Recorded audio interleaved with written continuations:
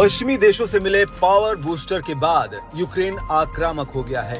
इससे बौखलाए रूस को अब उसके दोस्त नॉर्थ कोरिया ने खुले समर्थन का ऐलान कर दिया है। अब तक जेलेंस्की जिस बात का अंदेशा जताते हुए डरे हुए थे, अब वो सच साबित हो रहा है। जी हाँ, नॉर्थ कोरिया के तानाशाह किम जोंग ने ऐलान किया है कि वो यूक्रेन के खिलाफ अपने हथियार ही नहीं बल्कि अपने सैनिकों को भेज रहे हैं। इस युद्ध में हुए एक नए खिलाड़ी की एंट्री के बाद से यूक्रेन और अमेरिका दोनों ही काफी चिंतित हैं।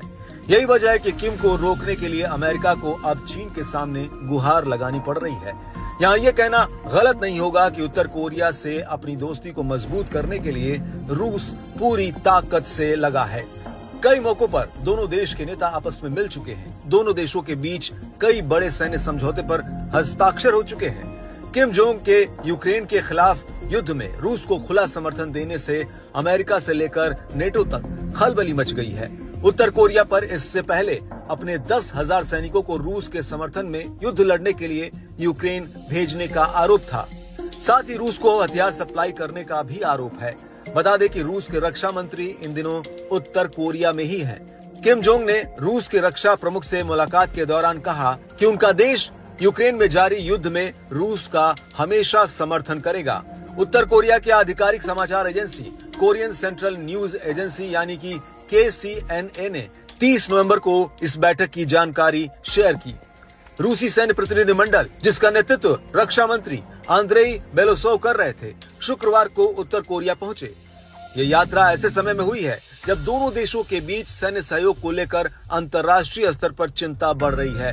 वहीं एक रिपोर्ट में यह भी दावा किया गया कि नॉर्थ कोरियाई सैनिकों के जंग में शामिल होने से रूस को यूक्रेनी इलाकों पर तेजी से कब्जा करने में कामयाबी मिली है। यही वजह है कि अब अमेरिका नॉर्थ कोरिया को रोकने के लिए चीन से गुहार लगा रहा है। दरअसल आरोप है कि किम जोंग ने यूक्रेन के खिलाफ रूस को न केवल हथियार सौंपे हैं बल्कि नॉर्थ कोरियाई सैनिकों को भी जंग के मैदान में लड़ने के लिए भेजा है। बताते चले कि रूस और उत्तर कोरिया के बढ़ते रिश्ते यूक्रेन युद्ध और अंतर्राष्ट्रीय डिप्लोमेसी के लिए एक नया चुनौतीपूर्ण मोड़ है। उत्तर कोरिया ने पहले से ही यूक्रेन पर रूस के आक्रमण का समर्थन किया है, जिसके बाद से पश्चिमी देशों के साथ साथ संयुक्त राष्ट्र ने भी इस सहयोग पर कड़ी नजर रखी है। विशेषज्ञों का मानना है कि किम जोंग की ये साझेदारी तनाव को और बढ़ा सकती है।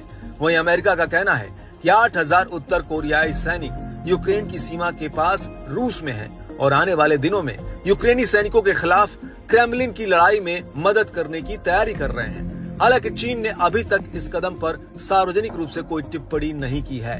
खैर, अब देखने वाली बात ये होगी कि किम जोंग उनकी मदद से रूस क्या अब दोगुनी ताकत से लड़ाई लड़ेगा, क्योंकि उत्तर कोरिया पर रूस को हथियार प्रणाली, मिसाइल और अन्य सैन्य उपकरणों को भेजने का भी आरोप है, जो रूसी राष्ट्रपति पुतिन को लगभग 3 साल से जारी युद्ध को और आगे बढ़ाने में मदद कर सकता है, जिससे यूक्रेनी राष्ट्रपति जेलेंस्की की टेंशन पहले से कहीं ज्यादा बढ़ सकती है।